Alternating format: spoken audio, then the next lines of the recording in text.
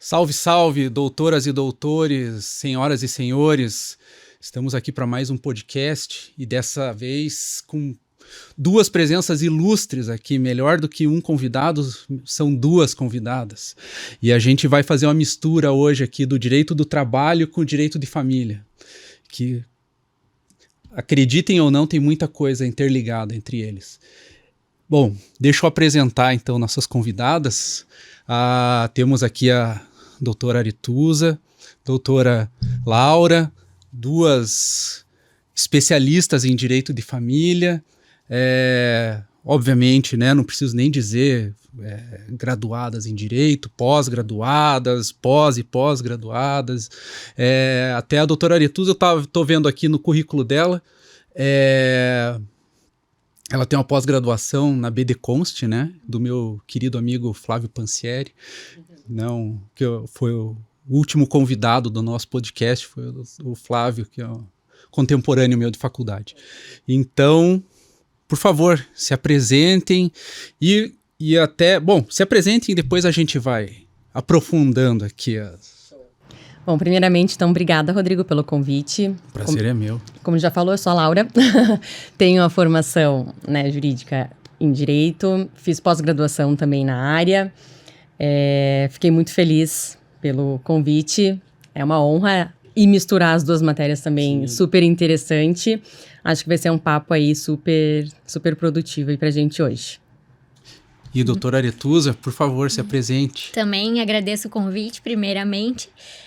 Eu também sou especialista em Direito de Família, Direito Homoafetivo e de Gênero. E nós duas somos criadoras do perfil Direito Familiar no Instagram. Que tá aqui na tela, por favor, e a nossa ideia com esse perfil é simplificar o direito de família para que as pessoas entendam e tenham acesso às informações que elas precisam. Então, eu acho que vai ser muito válido trazer isso também para o direito de trabalho, sim, né? Fazer essa ligação. E eu queria perguntar para vocês uma coisa que acho que até vai ser muito interessante para contextualizar melhor o que a gente vai conversar. Qual que é a função de vocês dentro do Ministério Público? O que vocês fazem lá dentro? Bom, nós duas somos assessoras, tá? Nós trabalhamos direto como assessoras de promotoras de justiça. Então, a gente entrou lá na promotoria faz mais de 10 anos já, atuando na área de família. Então, é um cargo público, nós somos servidoras públicas estaduais e em todos esses anos a gente só atuou na área de direito de família e sucessões. Tá. E pro pessoal, que às vezes, né, tem gente que não é formada em direito, que é leigo em direito, mas acompanha o nosso podcast, qual que é a função do Ministério Público no direito de família, nos processos, né, de direito de família? O Ministério Público, nos processos de família, ele atua como fiscal da ordem jurídica. Então, para deixar mais claro para as pessoas, o que a gente costuma dizer é que a parte autora tem um advogado, a parte requerida tem um advogado, e o Ministério Público, nessas ações, vai atuar como advogado daquela criança que está ali envolvida naquele litígio, ou do incapaz. Então, vai fazer um papel de analisar todo o processo e resguardar os direitos daquela pessoa que é mais vulnerável por alguma situação. Então, o Ministério Público pode pedir provas, pode pedir diligências, vai fazer solicitações ao juiz, tudo visando o bem-estar e os direitos daquela pessoa, seja menor de idade ou incapaz por alguma outra razão. Maravilha. É isso daí que eu acho que é a grande dúvida, né? Porque as pessoas podem pensar que, mas estamos falando de direito de família. As pessoas remetem direto para a separação, né? E até aqui eu queria, até a gente até já conversou, e acho que até pro pessoal não achar que às vezes eu, como não atuo diretamente no direito de família, posso fazer alguma pergunta, às vezes não quero que soe machista ou feminista ou vá para algum lado. Mas eu acho que a maioria das pessoas, quando pensam em direito de família, pensa separação, casal, homem e mulher está se separando. Né? Então, eu acho que o normal acaba sendo as perguntas direcionadas, mas quando separa, o homem tem que pagar pensão, quando separa, a mulher fica com as crianças, então é muito padronizado, assim. E uma coisa que eu até queria que vocês comentassem tudo, se a gente está passando por grandes mudanças na sociedade, né? continua sendo esse padrão das separações. Separou, o homem vai embora, o homem paga pensão, a mulher fica com os filhos. Ainda tem esse padrão assim ou tá mudando? É bem interessante até. Até antes de entrar direto assim na tua pergunta, é importante que as pessoas compreendam, né, sobre essa questão do direito de família que você falou, que as pessoas relacionam direto, é um divórcio, é uma pensão. Mas a gente gosta de falar que o direito de família é o único direito que com certeza estará presente na vida de todos, desde uma gestação, e não a gestação a pessoa gestando, mas é desde que você estava na barriga da sua mãe, sim, até você morrer. Então é um direito que vai fazer parte da tua vida sempre. E quando a gente criou o direito familiar, a gente justamente quis aproximar as pessoas dessa área, pela importância que tem na vida de cada um, e facilitar o entendimento sobre a matéria, para entenderem que o direito de família está muito além de uma separação e só de uma pensão alimentícia. Sim. Né? É um direito, como você falou, a sociedade está passando por grandes transformações e é um direito que, desde quando a gente entrou na faculdade, mudou muito. Mudou muita coisa, exatamente, né? Então, assim, a gente passou uma transição que não foi só um código de processo civil, que mudou e que refletiu muito no nosso trabalho, mas é uma questão cultural. A sociedade vem mudando e o direito de família tem que acompanhar muito isso. Sim. Muito. Então, assim, a gente vive numa constante...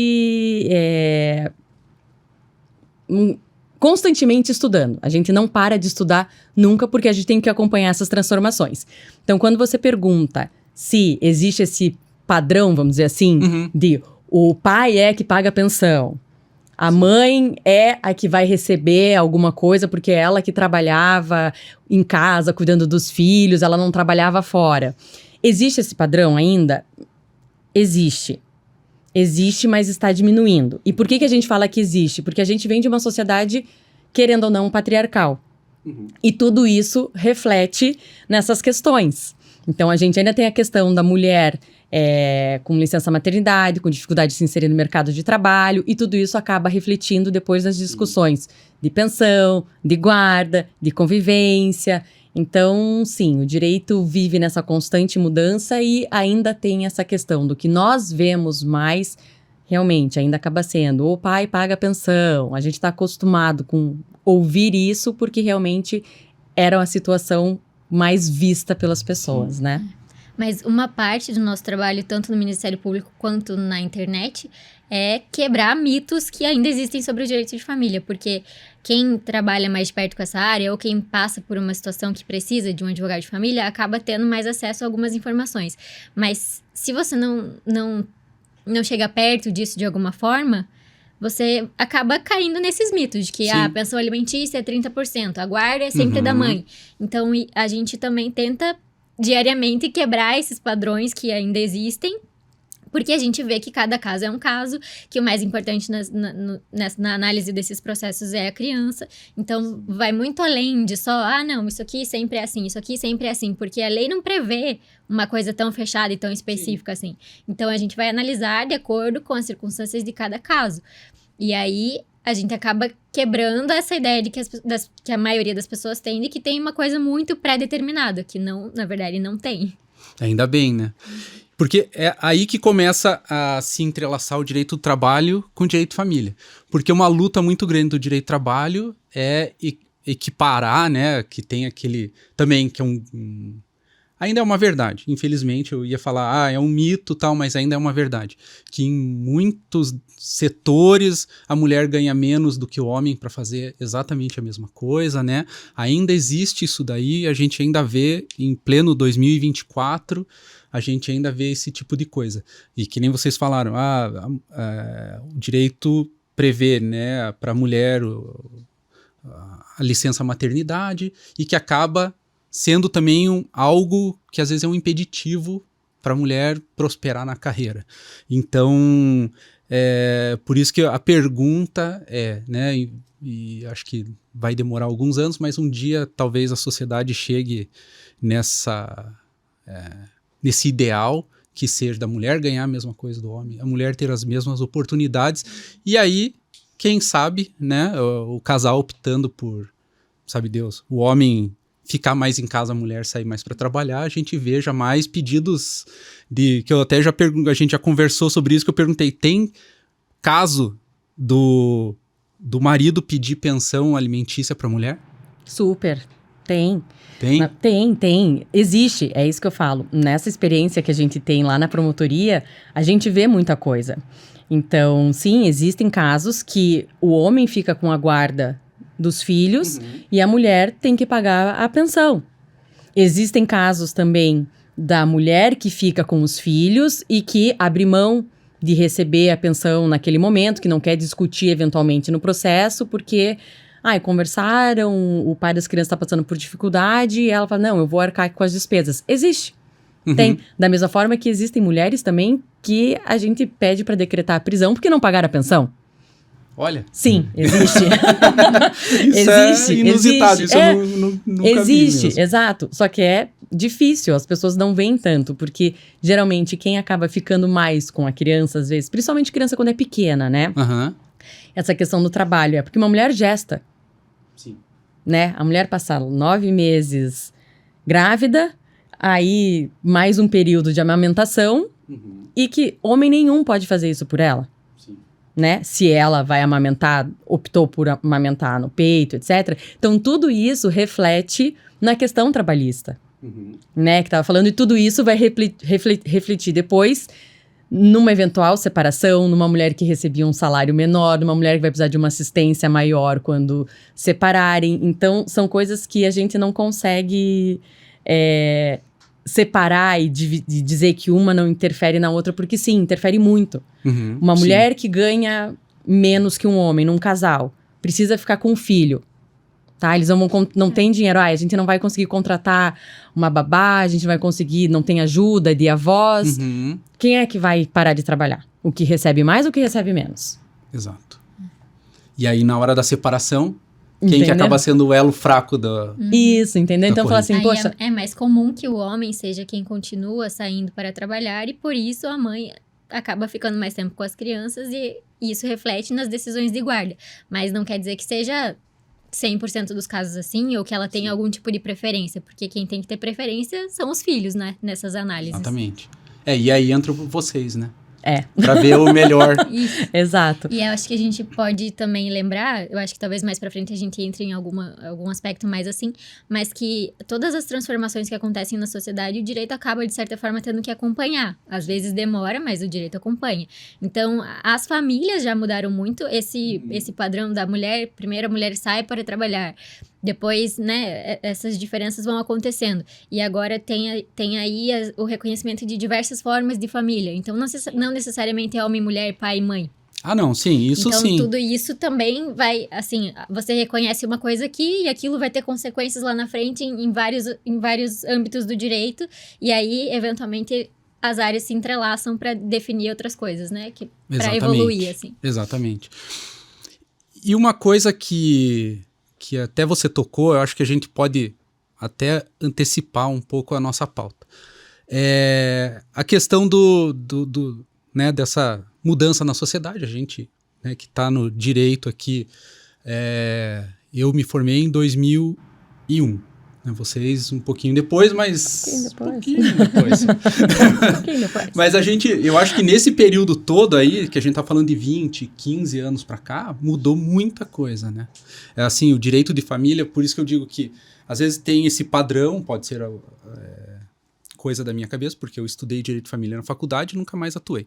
Mas a gente vê a mudança da sociedade nas formas de casais, obviamente que já existia casal homoafetivo desde que o mundo é mundo, mas as coisas foram ficando mais... os casais homoafetivos foram ganhando mais espaço. Eu lembro, quando eu estava na faculdade, até um caso rapidinho, assim, minha mãe é advogada e minha mãe era advogada, fazia direito de família até, por sinal.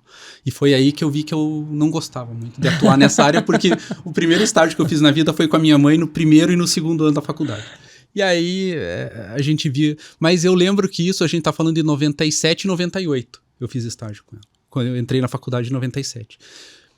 E minha mãe teve um cliente que ele era casado com outro homem, e quando o parceiro dele faleceu, a família do falecido não queria, ele não poderia ser herdeiro, meiro, né?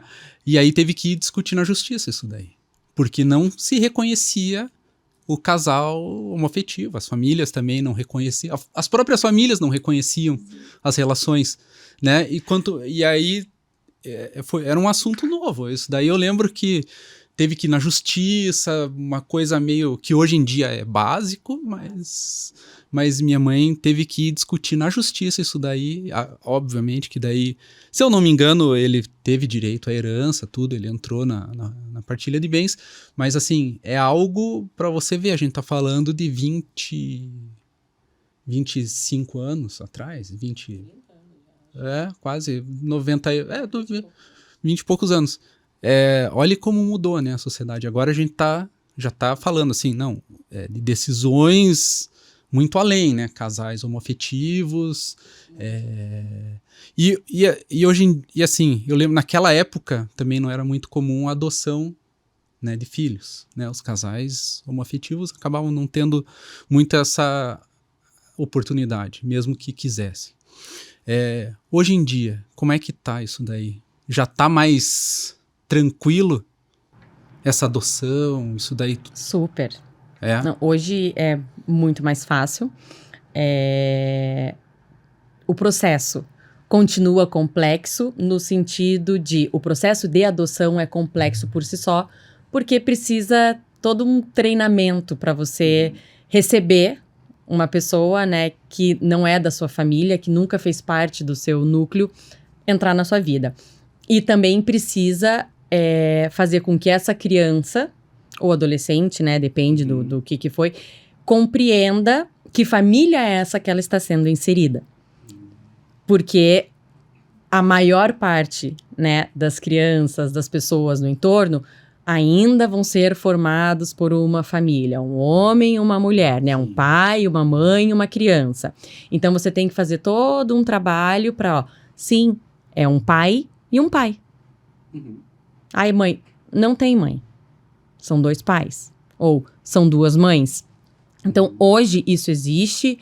Hoje, as adoções, né, de casais homoafetivos estão aumentando muito. Até esse processo burocrático é muito criticado. A gente que tá lá no dia a dia, né, a gente sabe que é demorado. A gente não faz diretamente, né, os processos de adoção, mas a gente acompanha. Então, é um processo burocrático, mas a gente se vê que é um processo necessário. Justamente pelas dificuldades que tem muito mais voltado para a parte emocional e psicológica.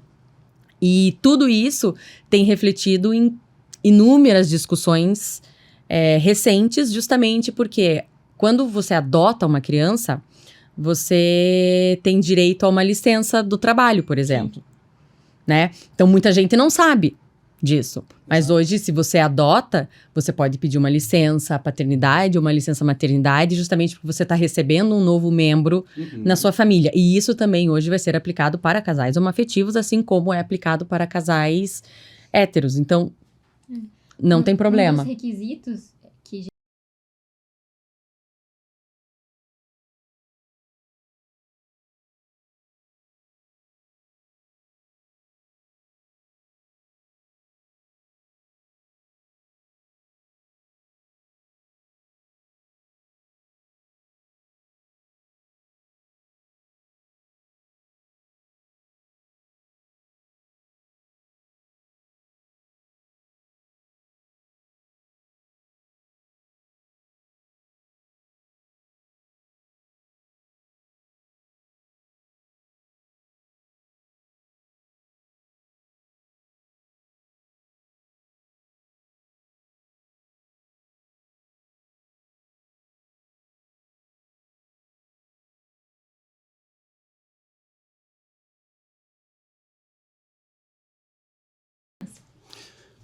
E aí, uma pergunta, assim, até meio surpresa, né? A gente não... Vocês que estão vendo lá o direito familiar, né, no dia a dia,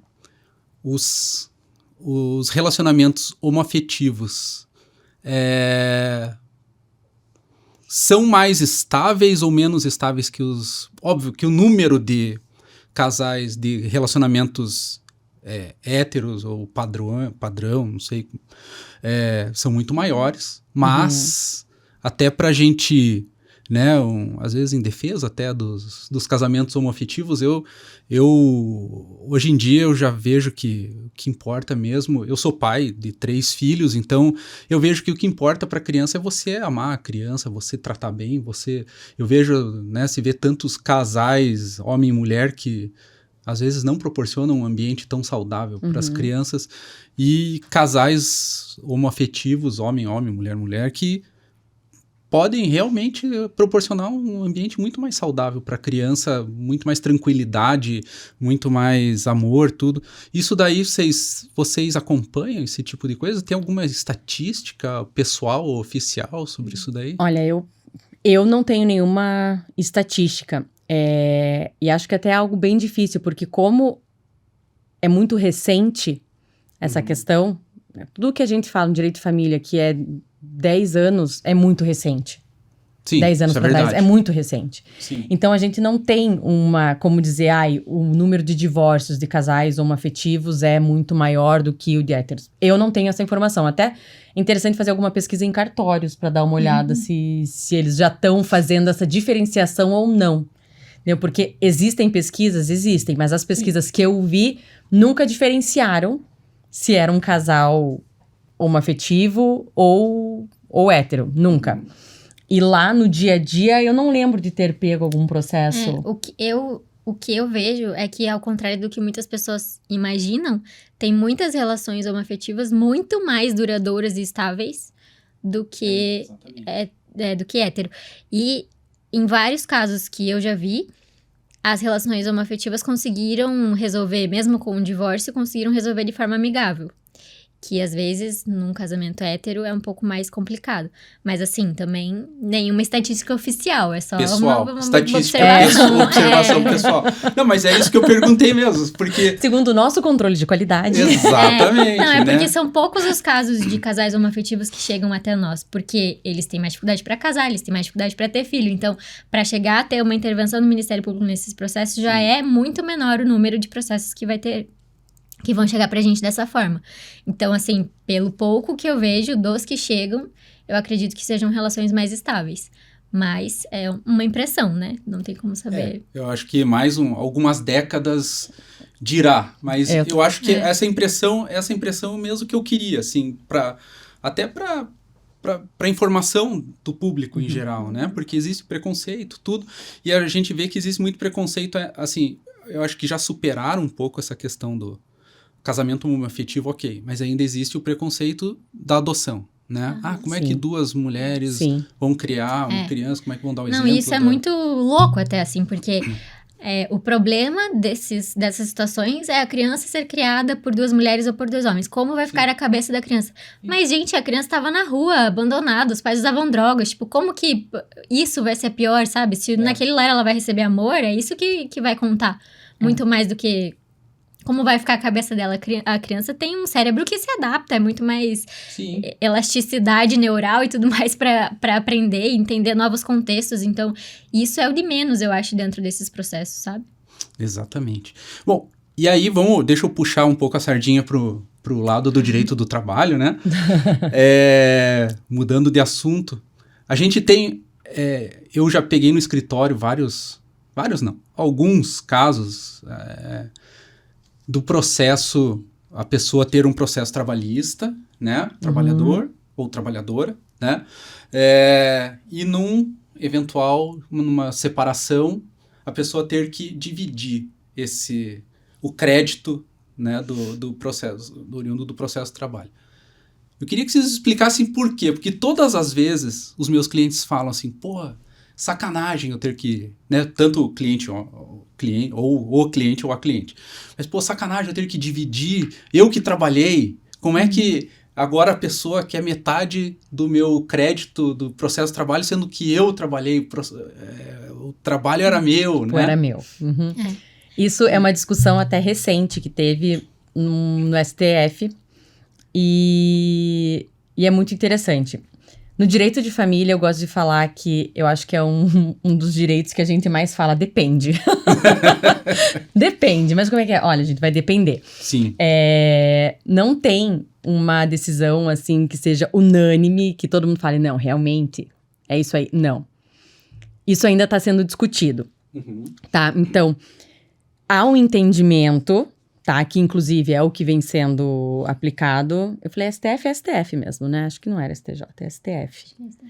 E de que as verbas, tá? Trabalhistas podem, sim, ser partilhadas. Tá. Porque quem defende que pode, tá? É no sentido de que pode e que deve, né? Não é nem que deve ser partilhada.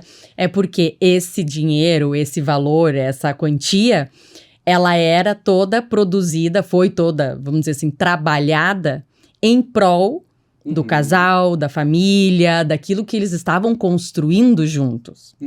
Então, assim, você trabalha, ok, mas você tá trabalhando pra quê? Esse teu dinheiro que você recebe, o teu salário, vai pra onde? Vai pagar uma conta de luz, vai pagar uma conta de água. Então, entendem que essas verbas trabalhistas, sim, vão integrar. Não todas.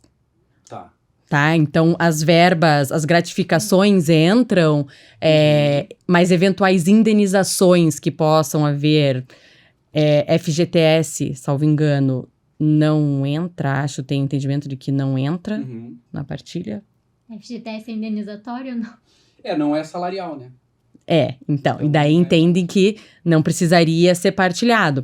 Mas há quem entenda, tá? Que não deveria mesmo ser nada partilhado. Justamente nesse pensamento de que eu trabalhei, foi fruto do meu esforço, então esse dinheiro é fruto do meu trabalho individual, ou seja, é meu. O que é meu, o que é teu se você tiver. Sim. E pronto. Então, o que está sendo aplicado, na verdade, na maioria, o entendimento do STF de que sim, vai partilhar.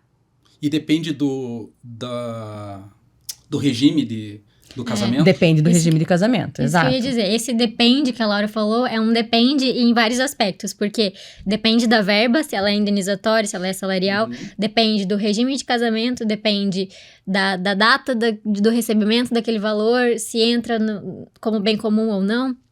Então, são vários dependes aí dentro. Sim. Mas eu acho que num conceito geral, pra gente não precisar falar, tipo, de lei especificamente e de normas, assim, super previstas, certinhas, o que a gente pode pensar é que, mesmo que algum trabalho que você tenha feito e algum rendimento que você tenha tido, mesmo que você acredite que aquilo é decorrente só do seu empenho, do seu esforço, alguém provavelmente, seja em casa ou seja de alguma forma, estava te dando algum apoio ali por trás, estava exercendo algum papel, alguma função para que você pudesse também mostrar todo esse desempenho e ter esse resultado. Então, é meio que nesse sentido de que aquela verba também serviria à família e por isso ela pode ser partilhada. Mas é claro que daí vai ser uma análise caso a caso, porque tem verbas que são muito específicas, aí você pode dizer melhor da parte de trabalhista, e que não vão ser consideradas salário, ou que vão ser uma indenização por algo muito específico, que aí realmente é só a pessoa que sofreu que vai ser indenizada, então, acidente de trabalho, exato, né? Exato. Por isso que a resposta, no geral, depende, mas para as pessoas entenderem, assim, depende do quê, né? São esses vários fatores. Depende da verba, depende da situação, depende do casamento. Porque na separação, o casamento regido pela separação total de bens, então não vai... Aí o processo trabalhista não entra na... Em tese, não. Não. Tá. Em tese, não. Porque eu falo hoje, por exemplo, você vai fazer vai casar e optou pelo regime de separação total. Aí você tem que fazer uma escritura, né? Um pacto antinupcial. Sim. Nada impede que também nesse pacto disponham em relação a isso. Entendi. Então, tem essa questão. Por isso que a gente fala, a gente nunca vai poder dizer com certeza este regime vai ou não partilhar. Sim. Porque tem essas especificidades que a gente precisa. E se eles forem casados pela separação total de bens, mas a pessoa conseguir comprovar que ela, de alguma forma, contribuiu para aquilo, ou não sei, não consigo imaginar nenhuma situação agora hipotética, mas que ela contribuiu para aquilo e que aquela verba caberia para ela também, ainda pode ser aberta uma indenização no sentido de o valor vai ser recebido só por uma pessoa, mas ele ainda vai poder ser partilhado pelos dois, mesmo no regime da separação total, só que por alguma questão muito específica daquele caso. Sim. São situações, o direito de família realmente A gente não consegue prever tudo que pode acontecer. Não dá. Não dá. Porque o ser humano consegue inventar muita coisa, né? Muita. O comportamento. Muita. Do ser humano. E essa parte da questão trabalhista é muito engraçado, porque várias vezes ali no nosso dia a dia a gente acaba se deparando ali com um contra-cheque, com, né, na questão de pensão, que surge muita coisa. A gente tem que analisar, perguntar, os rendimentos, daí, puxa, o que vai entrar, o que não vai entrar nos rendimentos, o que eu vou calcular. Sim. Então, tudo isso a gente acaba tendo que várias vezes recorrer a uma CLT ali pra gente ver, puxa, peraí, que verba que é essa, o que é aquela, pra saber o que realmente são muitas. O que é salário, o que é indenizatório, o que é remuneratório. Geralmente, a pensão alimentícia pros filhos é fixada com base em algum índice. Então, ou é um percentual do salário mínimo, ou é um percentual dos rendimentos. E aí, quando é fixado com base nos rendimentos, gera toda uma questão. Que rendimentos? Vai incidir sobre o quê? Vai incidir sobre férias? Vai incidir sobre 13º? E isso também é uma questão que gera muita... por exemplo, aquele caso que você falou, tipo... os alimentos foram fixados em 30% dos rendimentos do genitor. Se ele ficar desempregado, 30% de zero é zero. Não é bem assim, porque... Gente, isso é um fato verídico. Tem umas figuras que pedem demissão para não pagar a pensão, né? Não, esse caso do 30% de 0 é 0, eu li. E assim, eu fiquei machucada porque eu fiquei pensando, não é possível que o advogado escreveu isso. A pessoa, né, até a pessoa que está se separando, ok, ter um raciocínio assim. Isso. Mas o advogado, né, se vamos filtrar, vamos lá, você botou um filho no mundo, certo? Então, 30% dos seus rendimentos. Mas você não vai poder falar, não, mas se meu rendimento é 0, 30% de 0 é 0, eu não devo nada. Então. Deve. Deve, vai pagar. Até porque a criança não vai parar as despesas, né? Não. Fala, olha, na escola, então não vou pagar agora porque o genitor está desempregado, não vai comer porque o genitor está desempregado. Isso. Esse genitor desempregado tá comendo ou não tá comendo? Exatamente. Ficou doente, ele comprou um remedinho para dor de cabeça, para gripe, Exato. Dinheiro de algum lugar tá vindo. Sim. Então, isso... é claro que os alimentos, na hora de fixar os alimentos, vai ser considerado toda essa situação, né? Ninguém vai obrigar o pai ou a mãe a pagar alimentos num valor que não seja razoável dentro do contexto que ele vive. Mas se a pessoa ficou desempregada, tinha uma obrigação alimentar e ela ficou desempregada, a partir daquele momento, provavelmente vai ser considerado o último rendimento da pessoa para que sejam fixados os alimentos, porque se presume que ela já trabalhou, ela já recebeu esse rendimento, então ela tem, se ela não sofreu nenhum acidente, não ficou doente, não foi aposentada, sei lá, ela tem todas as condições de conseguir um novo emprego que proporcione um rendimento naquela média. Se for abaixo também, a pessoa pode vir e comprovar para que isso seja considerado, né? Mas o que a gente vê muito litígio sobre é isso, tipo, chega dezembro, os alimentos incidem no 13º ou não?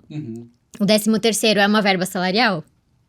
Sim, então incide, mas às vezes, se não tá específico aquilo na sentença, já torna mais difícil da empresa, que às vezes faz o desconto em folha, colocar. Sim. Então, o que a gente entende é que, se for fazer um acordo ou se o juiz for julgar um processo, o ideal é que seja mais específico possível em relação a essas verbas, né? Para não confundir as pessoas. E também tem rendimentos brutos, que seria o total, rendimentos líquidos, que seria sem os descontos obrigatórios. Imposto de renda, INSS. Então, tudo isso tem que constar ali para que gere menos confusão possível para as pessoas, né? E PLR, né? PLR é uma coisa que também... Não, e tem que estar escrito, porque às vezes o valor é muito significativo. Exato. Muito. Então, de repente, pode chegar num mês que simplesmente a pensão, não. Mas eu já tive cliente que foi descontado da PLR. Jura? E estava previsto ou não? Eu não sei, não tive acesso, assim, mas Mas ele me ligou furioso. É. Eu falei, cara, é a empresa que descontou e aí você tem que ver no processo de... Exatamente. Eu falo, não tem nem como a gente dizer estava certo, estava errado. Outra coisa interessante é, muitos países sequer têm 13º e férias. E o que acontece? Nós temos isso no Brasil, Sim. mas nós temos também pais e mães que moram fora do Brasil Sim, e que têm que pagar pensão, recebem dólar e pagam pensão em real, por exemplo. sim. Estados Unidos, salvo engano, não existe nem férias obrigatórias. Uhum. Então, tudo isso a gente acaba analisando, porque a legislação brasileira é diferente da legislação Sim, exato. dos outros países. Então, quando a gente vai analisar o processo, por isso que a gente fala, é tudo muito individual. Uhum. Eu preciso saber da tua renda como que funciona. Eu preciso entender o teu contra-cheque, manda aqui, o que você ganha. Sim. Né? Então, a gente precisa analisar tudo, porque como é que você vai cobrar um 13º de, vamos lá, um pai, falando um pai, né, como... no automático, a gente vai, né, que mora num país que sequer paga um 13º. Aí ele tem que comprovar, né? Aí Né? Então, isso a gente consegue falar, não, ok, realmente não mudou faz a situação, sentido. né? O Exato, cidadão tipo, não mora tem como a gente fora. comprar um 13º, porque se a gente, por mais que ele receba, né, lá, o último salarinho dele lá do ano, cobrar 2 vezes em cima desse valor acaba ficando oneroso para ele. Sim. Né? Então, a gente também tem que ter esse traquejo ali e um bom senso. Uhum. E até que é muito interessante essa questão do... Voltando da questão do desemprego, acontece sim, né? De falar, não, tô desempregado e agora o que eu faço? A primeira coisa que a gente sempre diz vai entrar com uma revisional de alimentos. Porque senão, o teu último rendimento É o que vale. é o que vai valer. Porque a gente precisa de um valor para dar segurança. Por quê? Para essa criança? Uhum. Tem um incapaz ali que tá precisando. Então, a gente faz pesquisa no CAGED. Se for o caso, a gente manda daí um ofício Uhum. para a última empregadora para eles informarem. Ó, o último salário dele foi assim, assim, assado. A gente fala, então vem aqui, ó, vamos usar isso aqui para fazer a nossa conta. Na pior das hipóteses, a gente vai presumir que qualquer emprego que aquela pessoa tenha vai ganhar pelo menos um salário mínimo. Uhum. E aí a gente vai considerar o salário mínimo. Tem entendimentos jurisprudenciais nesse sentido também. Mas é muito isso que a gente tem falado o tempo todo, assim, que depende, que é uma análise que vai ser feita caso a caso, depende das particularidades, do contexto de cada pessoa. E as redes sociais, vocês têm usado rede social para Super. provar que o cidadão Super. continua com renda? Tem o que a gente chama de teoria da aparência, né? Que, assim, dentro do processo não junta provas, não junta rendimentos, não junta olerites, eu não trabalho, eu não faço nada. Mas, nas redes sociais, é músico, tá tocando em banda no bar, tá andando de carro bom, tá fazendo várias viagens. Então, é claro que o que tá nas redes sociais a gente não vai levar como se fosse uma verdade absoluta, Sim. mas... Isso pode ser considerado em certa medida, porque não condiz com as alegações que estão no processo, aquela aparência que a pessoa está, né, tipo, colocando para o mundo. Exato. Então, não adianta pedir demissão, porque a gente vai atrás. Fotinha do prato com camarão, comendo Exato. camarão Se ali. quer, não, vou pedir demissão. Churrascaria. Eu falei assim... Porque, assim, nas redes sociais, as pessoas sempre querem passar um pouco mais do que elas são. Sim, Então, sim. com certeza, não vai ser aquela coisa, mas a gente pode considerar de certa forma, Mas, sim, em certa assim, medida. Não tá com 0 rendimento, né? Porque você tá vivendo, saindo para comer, Exato. para passear, para viajar, para... Enfim... Alguma renda tem. Tem. E aí o Ministério Público, aí até a questão do empregador. Digamos que chegue lá o empregado e fale assim, olha, eu quero que você me mande, propõe um acordo, aquele acordo brilhante, assim, né? Que daí nossa, todo mundo vai sair ganhando. Você me manda embora, eu recebo minhas verbas rescisórias, e aí você me contrata como PJ, digamos, terceirizado. E aí eu não tenho mais registro em carteira, eu me safo da pensão, você não paga meus encargos, tal. Vocês têm casos assim aí eu não sei se também vai para vocês ou já tem que encaminhar para o Ministério Público do Trabalho, essas coisas. Mas né, esse tipo de eu fraude. Acho que isso chega até nós por meio dos processos de pensão alimentícia, né? Que a gente vai investigar a condição financeira da pessoa e aí uma parte acusa a outra, né? Ele diz que saiu do emprego, mas continua lá. Então, vamos investigar isso, tipo assim. Sim. Aí, não necessariamente vira PJ para ser contratado, ou às vezes mantém um vínculo informal mesmo, que é para, tipo, realmente dificultar essa produção de provas e essa investigação. Mas a gente sempre, nem que se faça uma quebra de sigilo bancário, por exemplo. Aí você vai ver as compras da pessoa, o padrão social que ela vive, quais são os gastos, e isso E da por onde que ali vem já o dá pra ter dinheiro, uma... né? Da onde que a pessoa porque recebe. É difícil a gente presumir essa má fé, entendeu? De que a Sim. empresa de que teve um combinado, optou, assim. não, aqui a gente Sim. demite. Então, isso a gente acaba Mas se for alegado no processo, não vai ter que considerando investigar, e né? eventualmente a gente pode encaminhar para alguma outra promotoria para que analisem a situação. Mas mesmo assim a gente consegue, pedindo eventualmente uma quebra de sigilo bancário, por exemplo, a gente consegue ver, peraí, esse CNPJ aqui que ele está recebendo dinheiro é aquela empresa. O nosso interesse dentro do processo de família não é investigar se a pessoa fez de propósito, não. É só saber realmente a condição financeira que ela tem. Agora, a partir disso, daí podem ser tomadas outras medidas judiciais em outros âmbitos aí que não dizem respeito à família, mas para responsabilizar, né? Uma fraude, alguma coisa assim. E a gente pega, eu já peguei pelo menos um processo... Nunca vi uma pessoa com tanta PJ na vida. Então. E fala assim, não, no trabalho. Eu falei, meu Deus, e uma PJ atrás da outra. Uma atrás da outra, mas tudo que ele fazia... Fazia via PJ. Recebia via PJ. Carro, PJ. Porque daí dá mais trabalho para fazer a busca? Dá, porque uma coisa a gente joga o CPF ali... Sim. A gente busca tudo, a gente vê todos os vínculos de emprego que teve... Aí PJ, às vezes, vai ficando tudo mais escondidinho, mas a gente descobre também. Então... O que eu peguei, que eu lembro que era mais recente, assim, que me marcou um pouco, foi isso. Que era, o pai dizia que era desempregado, passando dificuldade, sendo sustentado pelos familiares e tal. E a mãe falou, não, ele é músico, ele toca em bar à noite. Não tem vínculo de emprego, não tem frequência, não tem... Totalmente autônomo. Mas daí... Eu entrei nas redes sociais dele e vi, ó, realmente, show todo final de semana, agenda, entra em contato, não sei o quê. Então, assim, não está fazendo aqueles shows de graça, né? Pode ser que não seja o maior rendimento do mundo, mas alguma renda tem. E se tem capacidade para estar ali tocando todo final de semana, tem capacidade para exercer alguma função remunerada. Exato. Então, claro que isso não vai ajudar a gente a chegar numa quantia, necessariamente, mas é um indício de que o pai pode prestar pensão alimentícia.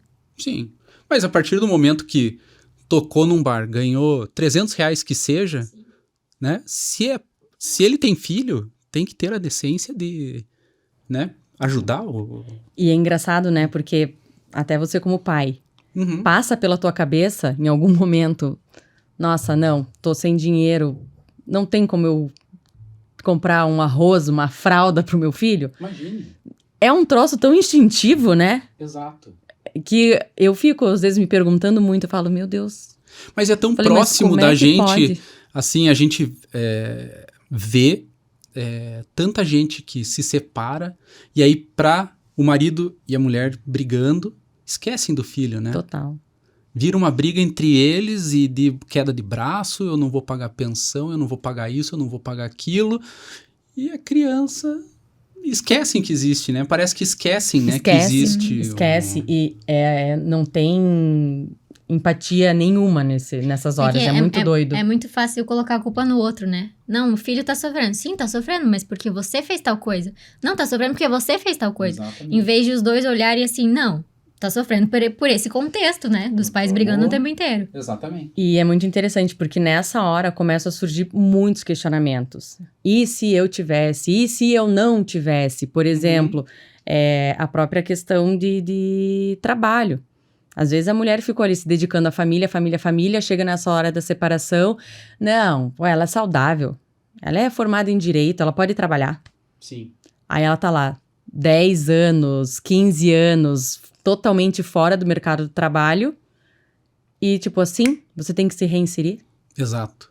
Mas é uma coisa, assim, que eu gosto muito, assim, eu acompanho muito a doutora Miriane, que faz Direito de Família, né? Que ela tem uma página no Instagram bem grande, assim, ela tem, acho que quase 2 milhões de seguidores, e ela posta bastante coisa.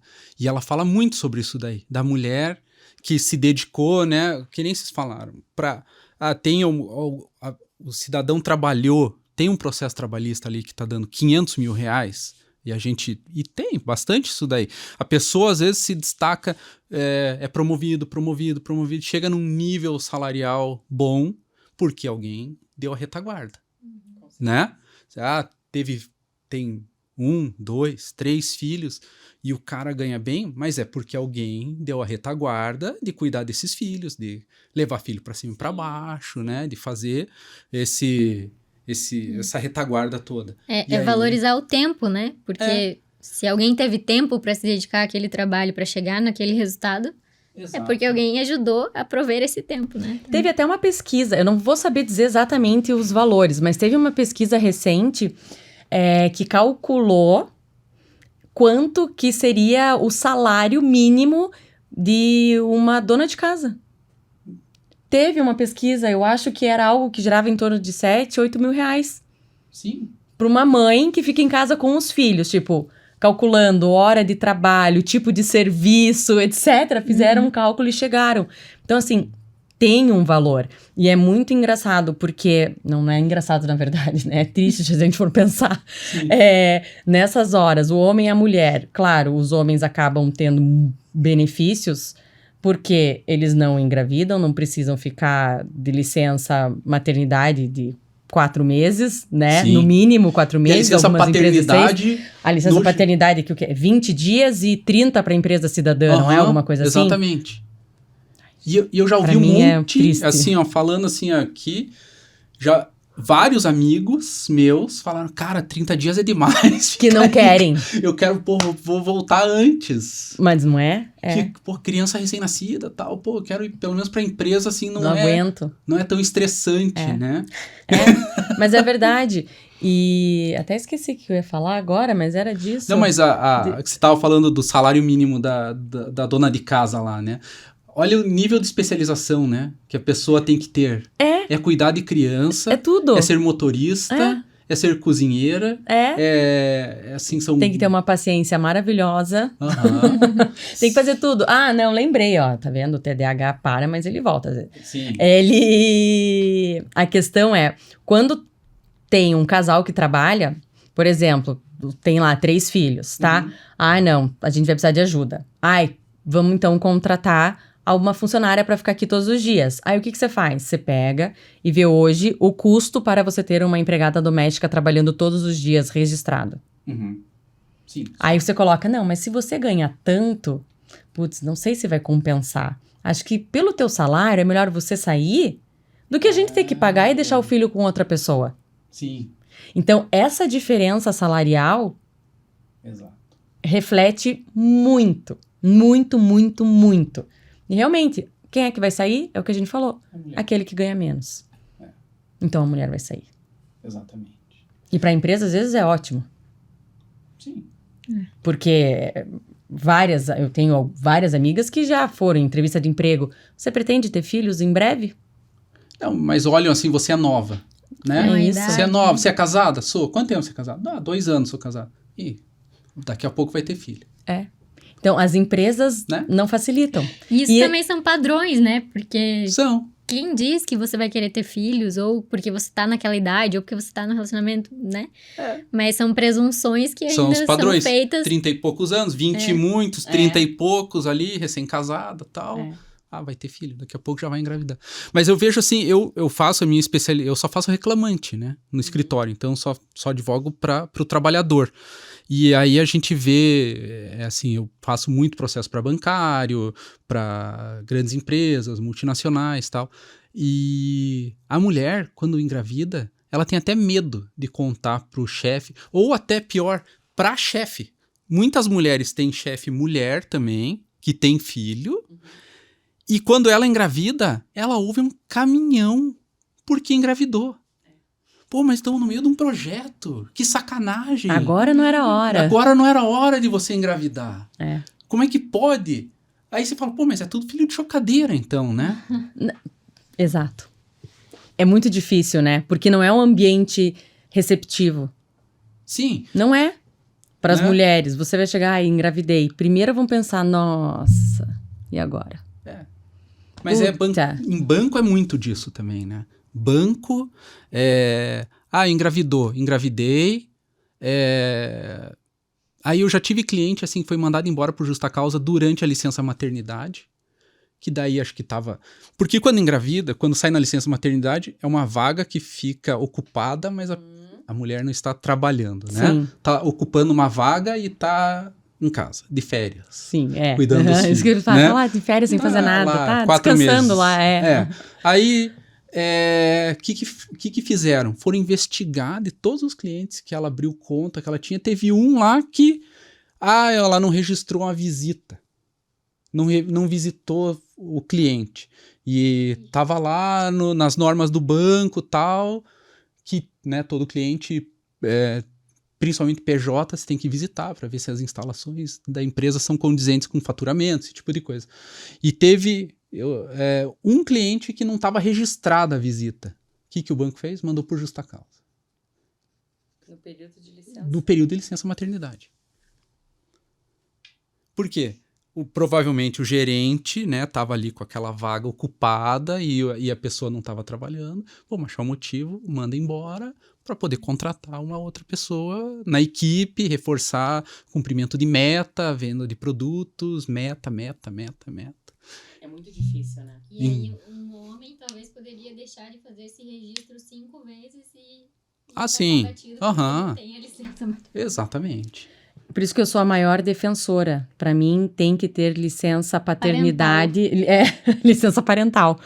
Exatamente. Pai e mãe vão sair. O que vocês vão fazer? Se vão se matar nesse período? Eu não sei, mas é igual. Pois divida então 2 e 2 meses. Igual. Porque é só assim, acho que para começar a ter algum movimento. Sim. Salário, bota igual. Mais, né? Equipara. Vai, eu falo, a mulher vai fazer tudo que o homem faz e de salto 15 ainda. Então, ó. Exatamente. Vai, entendeu? Tem que. Isso daí, essa questão trabalhista acaba refletindo muito na parte do direito de família, justamente isso. Sim. Porque a vida das pessoas hoje, elas precisam do quê? Precisam de trabalho para manter a família, para sustentar a família. Só que as condições de trabalho para os dois, quanto mais semelhantes elas forem, Exato. melhor essa família vai gerir a parte financeira. Que a parte financeira reflete muito na relação do casal. Não dá para dizer que não. E num futuro término, eventualmente, se vier acontecer, vai refletir também. Então, é muito difícil você brigar quando você não tá em pé de igualdade. Você querer, não, eu quero continuar com o meu trabalho. Falei assim, mas meu Deus, eu ganho 3 vezes mais que você. A gente vai baixar o nosso padrão de vida? Sim. Falei assim, não, realmente não vai dar. Então, eu saio do meu trabalho. Exato. Porque as mulheres não têm nem muito espaço para discutir isso dentro das empresas. Porque hoje as empresas estão pensando o quê? Lucro. Pensa, meu Deus, mas ela vai engravidar, vai ficar todo esse tempo fora, daí depois vai nascer a criança vai ficar doente, vai não sei o quê, vai começar a faltar, tudo que ela produzia, ela não vai mais produzir. Exato. Eu acho que hoje, assim, aos poucos, talvez tenha uma lenta mudança, né? No sentido de que muitas mulheres já não colocam a maternidade como um empecilho para voltar a trabalhar. Então, elas conseguem se impor e falar, não, eu vou manter a minha carreira aqui, tô pensando em mim, porque não se sabe o que pode acontecer lá na frente. Então, eu vejo um movimento, assim, talvez de geração para geração, da mulher se impor, né? Mas, às vezes, dependendo das circunstâncias, se você coloca no papel as contas, realmente não é uma questão nem de escolher, né, isso, então... A questão do home office também ajudou muito, né? Sim. Isso facilitou para muitas mulheres isso. Eu vejo até amigas minhas com filhos pequenos ali, que as empresas permitirem esse trabalho remoto, é muito positivo também, porque facilita... A mulher vai acabar trabalhando mais, né? Mas pelo menos ela ainda tá vivendo... Tá no mercado de trabalho. Ela tá vivendo a experiência da desliga, empresa, né? de tá conectada com as pessoas, continua ali. Então... E até se a gente for pensar no aspecto histórico, assim, como essas duas áreas se relacionam, porque tem a mulher, no princípio, não podia nem trabalhar, não podia trabalhar fora de casa. Aí, ao mesmo tempo, na parte familiar, ela não podia se divorciar. Sim. Então, o que acontece quando a mulher consegue, do lado trabalhista, entrar no mercado de trabalho? Ela vai adquirindo uma independência, inclusive financeira, ela vai vendo outras possibilidades de vida para ela. E isso também gera, como reflexão, a possibilidade do divórcio. Porque a mulher entrando no mercado de trabalho, muitas vezes os casamentos na antiguidade, digamos assim, se mantinham porque a mulher não tinha como sair daquilo ali. A dependência, né? Então, com o ingresso dela no mercado de trabalho, também uma das consequências também foi o aumento dos divórcios, porque aí a mulher ficou independente para poder sair dessa relação. Sim. Então, são várias, por isso que eu digo, né, várias interligações que às vezes a gente não faz, assim, no dia a dia, mas que estão relacionando essas duas áreas. Exatamente. E aí, todas essas transformações que aconteceram depois disso também refletem. Então, eu acho que temos esperança de uma mudança no futuro, seja por home office, seja por uma licença parental ou o que for, né? Mas temos uma boa perspectiva. Sim. E a mudança sempre foi uma luta, né, do direito do trabalho, né?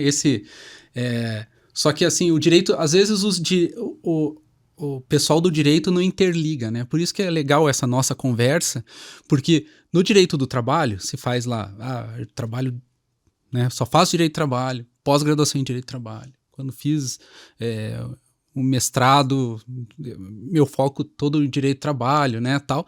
Você só olha pelo direito do trabalho. Então, assim, se vê assim, a equiparação dos salários, né, homem e mulher ganhar a mesma coisa, mas... Da onde vem isso, da né? Da onde que vem, né? Tudo... Qual que é o empecilho, né? Isso que a gente tá... Por mais que você tava falando da licença parental, né? Mas, de qualquer forma, a mulher vai ter que, no começo... A primeira sim. Vai ter que... Mesmo que divida os 40 dias em 20 e 20, os primeiros 20 vai ter que ser da mulher. Não, é que... Né, sim. Por mais que... É uma questão fisiológica, né? Fisiológica. Eu acho que poderia até ser pensado uma questão de, talvez, não uma licença completa, mas um regime, uma jornada de trabalho reduzida por um período para pais e mães que tenham filhos pequenos. E aí, de repente, isso abre até... possibilidade de trazer outras pessoas, sabe? Com um regime mais informal, talvez, de jornada. Tipo, enquanto essa pessoa tá numa jornada reduzida, vai ter alguém que vai cobrir, vai receber por aquilo. A gente não consegue, eu acho, ainda visualizar tudo isso, porque a gente tá meio enraizado naquilo que existe agora, né? Sim. Hoje nós temos isso, né? Talvez com as mudanças... Público. Uma carga reduzida, né? Talvez com as mudanças sociais acontecendo, o direito vai se ver obrigado em algum momento a acompanhar isso. O direito do trabalho teria que ter mais desse debate aqui que genialmente nós tivemos de conversar, mas a modéstia à parte, mas eu vejo assim que realmente se vê o pessoal que estuda direito do trabalho, assim, tudo bem que tem essas conversas, né, mas às vezes o legislador também não vai tão a fundo e também tem aquela questão social, né? A maioria do parlamento é homem, né? É aquela luta que está tendo de gênero, raça, orientação sexual, porque se for ver a maioria do parlamento, e não vamos nem entrar muito na questão política, porque também já é... Muita coisa que a gente tá falando aqui, na hora que a gente postar nas redes sociais, já vai ter muito hater. Agora, se você começar a falar de política, se pega a maioria do parlamento é homem, é branco, é hétero, é uma classe alta. Né? Assim, é a grande explicação. Por que até, sabe, assim, coisa de 10 anos, será? 15... A empregada doméstica não ficava num limbo jurídico. A empregada doméstica não tinha direito à hora extra, a empregada doméstica não tinha FGTS, a empregada doméstica não tinha... Assim, se você fosse pesquisar, é porque o legislador é de uma classe alta que tem empregado doméstico. Exatamente. Por que não... Né? É quem paga, do bolso de quem vai sair, né? Isso que pensam. Exatamente. Vai sair do nosso bolso. Vai sair do nosso que a gente bolso, vai mexer nisso aqui. Por isso que essas mudanças são lentas, são pequenas, mas a gente tem que, por um lado, eu acho, comemorar cada pequena mudança, mas também continuar, né? Porque a gente vê que o direito é muito movido, assim. Primeiro você muda no social, né? E depois o legislador vai, pelo menos na família, eu acho que na assim. família é isso, a mudança primeiro que a gente percebe é antissocial, cultural e depois legislativo. E as redes sociais, assim, a internet, de uma forma geral, acelerou muito, né? Muito. Essas mudanças. Muito. E aí, às vezes, o povo critica a decisão de STF, critica o próprio tribunal, enfim, e cada um tem suas razões para fazer isso, mas, de certa forma, se não mudar muda social, depois se não mudar por decisões judiciais, isso não vai ter aquele incentivo para chegar no legislador. Né? Exatamente. O STF tá decidindo muito em todas as áreas do direito, eu tenho visto, tá decidindo muito pela vontade das pessoas, né? Tanto que acabou de decidir que a pessoa que tenha mais de 70 anos pode ir num cartório e falar, não, eu quero que seja comunhão parcial de bens, comunhão universal, até se ele quiser mesmo, e antes era obrigatório a separação total de bens, né? Então, o STF tá indo muito tá validando muita convenção coletiva, né? Tem algumas coisas que são óbvio que eles também são seres humanos, não vão acertar todas. Mas, assim, né, decidiram por liberar a terceirização, atividade fim da empresa. É vontade das partes, né? As pessoas, óbvio. O princípio da intervenção mínima super mega aplicado. Exato. Aí agora aplicou para o idoso, que pode, né, maior de 70 anos. E, assim, todo mundo pensa, mas é a mulher que vai dar golpe no homem. Não. Né? Não. É o pensamento da sociedade, né? Quando saiu essa decisão, assim, eu gosto de provocar, assim, para ver o que as pessoas falam, né? Comentei na família da minha esposa, comentei na minha família, comentei em roda de amigo e tal. Todo mundo, o que todo mundo fala? Aí, ó, que vai ter de novinha dando golpe. Mas eu acho que o STF, na verdade, achou um bom meio termo, assim. Porque, por um lado, o Estado precisa realmente proteger essas pessoas que são mais vulneráveis, então, óbvio que não é porque você tem 70 anos que você tá vulnerável e um idoso, Sim. né, e tal, mas o Estado precisa cumprir essa função, só que ao mesmo tempo ele deixou, então, uma brecha ali, do tipo, se você se sente capaz com 70 anos e se você faz questão de casar por outro regime, então você vai lá e declara perante o Estado, eu quero outro regime.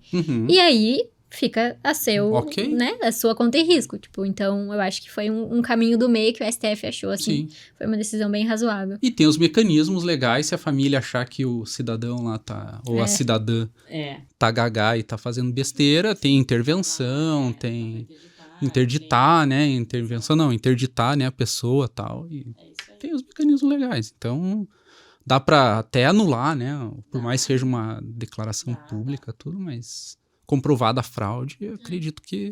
A coação, essas coisas, consegue. Né? Exatamente. Outro assunto que eu queria tratar com vocês no direito do trabalho. Um caso que aconteceu também comigo, mas assim, deve acontecer bastante, e que às vezes as pessoas não entendem, e acho que seria interessante até a gente explicar aqui. Quando, digamos, eu tive uma cliente que faleceu no curso do processo e ela tinha uma filha menor de idade, né? Então ficou o marido e a filha menor. O crédito do processo dela, né? Teve o juiz trabalhista, do processo trabalhista, transferiu para o processo do inventário e aí precisou do parecer de vocês, do Ministério Público, para liberar. Né?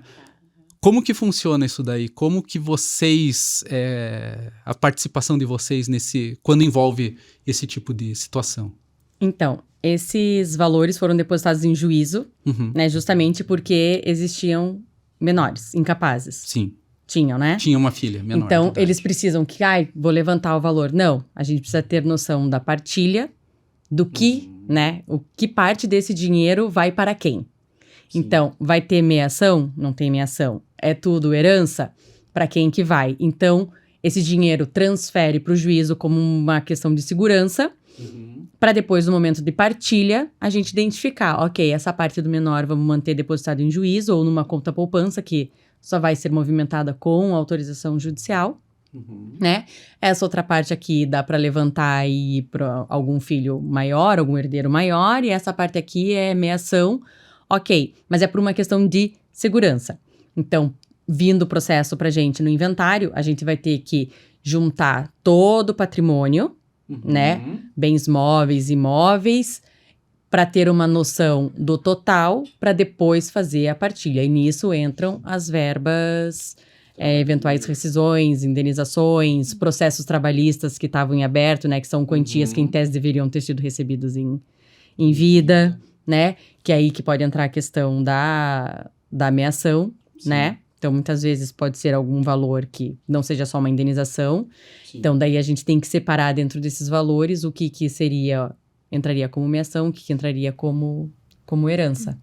E se tiver valores que deveriam... Daí, quando ficar definido o valor que deveria ser destinado ao menor de idade ou herdeiro incapaz, o que a gente pede é que esse valor fique depositado em juízo e só seja levantado pelo representante daquele menor se ficar comprovada necessidade ou inequívoca vantagem de receber aquilo por algum motivo. Então, precisa pagar a mensalidade escolar, precisa pagar alguma coisa básica e essencial, porque a gente não pode liberar essa quantia toda para o representante e deixar que ele faça o que bem entender com o dinheiro. Então, ou aquele herdeiro levanta o valor quando ele completar a maioridade, ou tem que se ingressar com um pedido de alvará judicial para você levantar uma quantia específica para usar para determinada situação e prestar contas depois da utilização desse valor. Porque tem que ter sido em benefício do menor e por um motivo razoável, por um motivo que não pode ser uma coisa fútil, comprar alguma coisa que vai desvalorizar com o tempo, ou enfim. E se for o caso de algum herdeiro incapaz que foi interditado, esse valor vai ficar vinculado ao processo da interdição e da mesma forma só vai ser levantado se for para ser utilizado com alguma despesa que seja relevante, tipo tratamento médico, enfim. E aí, tudo isso vai ser analisado, então, depois do inventário mesmo. Então, não quer dizer... Porque o meu cliente, assim, ele ficou muito indignado. Aí vem a questão, né? Porque, tirando as questões que a gente já falou de machismo, de homem e tal, não sei o quê. Mas, enfim, o que ele falou? Uma coisa que ele falou, assim, que me marcou. Pô, mas aí, digamos, o processo tinha dado... Era um processo, a minha cliente trabalhou acho que no Bradesco, recebeu lá 300 mil, foi depositado, né? Aí o juiz lá do inventário liberou os honorários do meu escritório e ficou o restante que ficou lá. Daí ele liberou, se eu não me engano, metade ou quase metade para ele, e a outra metade ficou no processo de inventário. E aí ele falou, tá, mas aí a minha parte, eu vou gastar tudo, porque eu vou ficar pagando escola, vou ficar pagando plano de saúde, vou gastar não sei o quê, e vai ficar a parte dele. Né? Isso acontece, mas eu acho até que ali nas promotorias, pelo menos, acho que todo mundo é bem razoável, assim, porque nós temos uma noção de que onde duas pessoas trabalhavam, né, era uma renda vinda de duas, e a gente sabe que quando uma falece, essa renda Sim. de duas vira uma. Então, a gente sabe que as despesas acabam sobrecarregando só uma pessoa. Mas a gente tem também que garantir que aquele dinheiro que ficou, aquela quantia que ficou para os incapazes, sejam 100% destinados para eles. Então, assim, não raras vezes a gente recebe um pedido de alvará, quero levantar o valor para pagar a escola. Preciso pagar as mensalidades, etc. Tá muito pesado. Nós já pegamos casos que a gente falou assim, ok, então pede para a escola apresentar o valor anual das mensalidades com desconto para pagamento à vista. Então, a gente concorda com esse levantamento, porque é educação. Sim. Então, facilmente, isso não é um pedido difícil, né? É uma burocracia ter que ficar pedindo autorização? Mas... De novo, entra nesse papel do Estado de ter que proteger quem está numa situação mais vulnerável, que nesse caso é a criança. Então, é óbvio que a gente não vai presumir que todos os pais e mães que representam a criança vão usar o dinheiro para si e deixar a criança abandonada. Claro que não. Sim. Mas é o papel do Estado de fazer essa proteção. Então, essa é a forma encontrada, né? Até para quem tá ouvindo a gente, vendo, saber que então é possível requerer para pagar as despesas, escola, plano de saúde. Super. Apresentar esse tipo de despesa e requerer. E é muito... É questão do valor, né? Quanto que ficou. Sim. Né? Porque às vezes é um valor... Já aconteceu, 10 mil reais. Tudo bem, libera, porque a gente sabe que é um valor pequeno, considerando todas as despesas que uma criança dá, né? Então, a gente... É muito a questão do bom senso. Sim. É igual quando falece, o carro ficou para um menor. Uhum. Poxa, o carro ficou para o menor, tá. Mas Qual estão vai ser a usando o utilidade carro, disso, né? qual vai ser a utilidade? Que eu vou fazer? Não, quero vender. Tudo bem, então vamos vender. Mas esse dinheiro vai guardar, então, porque vai ter que usar em benefício Sim. dele para alguma coisa. Até porque se deixar o carro parado lá também, Vai a hora que ele desvalorizar. fizer 18 anos Então, não vale nada. Não é assim nenhum bicho de 7 cabeças, não é tipo o direito dizendo que, olha, pai, tudo bem, você é pai, mas a gente não tem confia em certeza você. que você vai gastar esse dinheiro. Uhum. Já... Se existe é porque já aconteceu, entendeu? Exato. Se tem que regulamentar isso, porque já aconteceu. Aham. Então, já teve dilapidação de patrimônio? Já teve. Gente Sim. que gastou tudo do filho e não sobrou nada pro filho.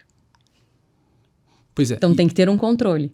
Exato. Tem que ter um controle. Pelo menos pra arcar com o básico, né? Com o básico, é isso, é o básico. Por mais que nem todo mundo tem acesso, às vezes, à escola particular, um plano de saúde bom, tal, essas coisas, mas se tem um dinheiro ali, é para ser bem gasto com o menor.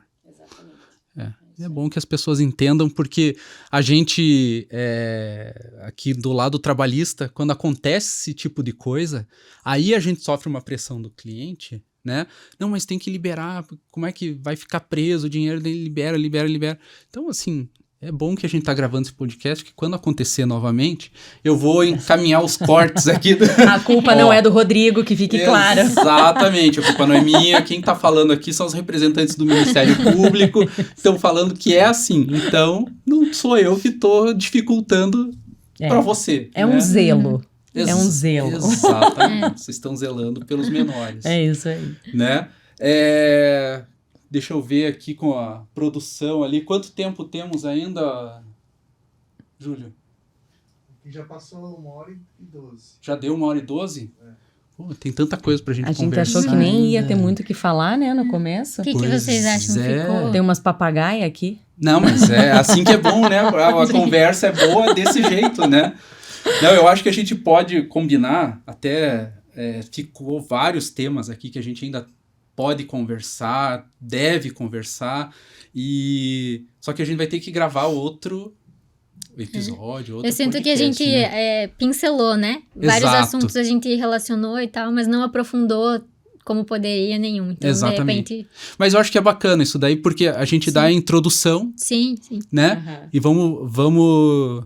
Eu acho que agora a gente postando, Primeiro mostrar para as pessoas mostrando... que existe essa relação Exatamente. E aí a gente vai ver também até a reação do pessoal. Quais são as maiores dúvidas, quais são as maiores raivas, né? Porque... Empregadores se manifestam. Exatamente.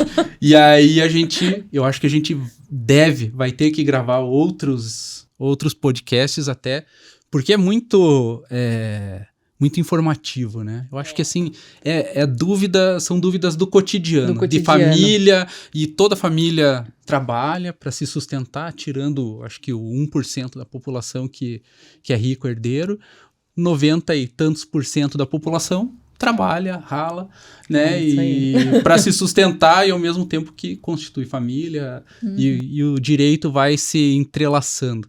Então, eu acho que foi muito bacana, eu agradeço demais a presença de vocês aqui, gostei muito, muito. Na próxima acho que a gente tem até que colocar aqui uns petiscos aqui, até para ficar conversa ficar mais gostosa ainda.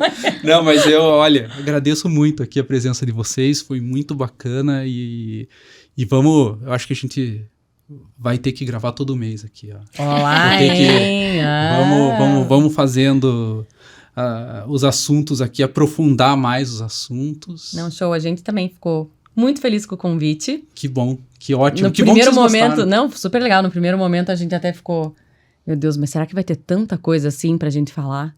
E tem mesmo. Tem. São duas áreas que, querendo ou não... Se comunicam muito, Se comunicam muito e a gente não para pra pensar. Uhum. E eu pensei, faz anos que eu não estudo trabalhista, eu não sei o que ele vai querer que a gente fale. Mas vocês acabam trabalhando. Quando vê, a na gente prática acaba tem vendo. relação. Vocês estudam todo dia. No próximo o a gente direito pode do até trabalho trazer algumas também. perguntas, né, pra fazer. Sim. Olha aqui, Rodrigo, nesse processo... Não, vamos ver o que o Essa público verba aqui, o que pergunta. você acha, hein? Exatamente. Eu não sei se a gente acabou tendenciando muito pra família, se faltou, às vezes, fazer mais relações, assim, mas... Não, mas eu acho que é aquilo que a gente falou, o trabalhador é trabalhador, é pai e mãe de família, né? Tem filho, então, assim, é isso tudo que a gente conversou. A gente É que respira a família, tenho receio né? que talvez as pessoas não entendam, porque a gente meio que passou por cima de vários ali e não, sabe? Não, mas ficou super claro. Tá. Super claro. E assim, ó, tem os temas, os mais polêmicos, a gente tocou. Sim. O mais polêmico é a divisão do processo trabalhista. Eu recebi, pode ser 50, 500, 5 milhões. É meu. Por que é meu? Por que eu tenho que dividir? Né? Ou com Eu que aquela megera, trabalhei. ou com aquele, né? Foi o meu suor. E aí vocês explicaram muito bem. E assim, vai ter questionamentos, óbvio. Tem gente Sim. que não Porque isso que eu quer pensei, entender, a não gente entende. poderia explicar em cada regime como funciona, não sei o quê, né? Sim. Mas, tipo, daí talvez ficasse muito maçante técnico. agora. Muito técnico. Fica muito técnico. Mas é importante que as pessoas reflitam Exato. sobre esses aspectos e como essa questão do trabalho, da cultura nas empresas interfere muito na questão familiar.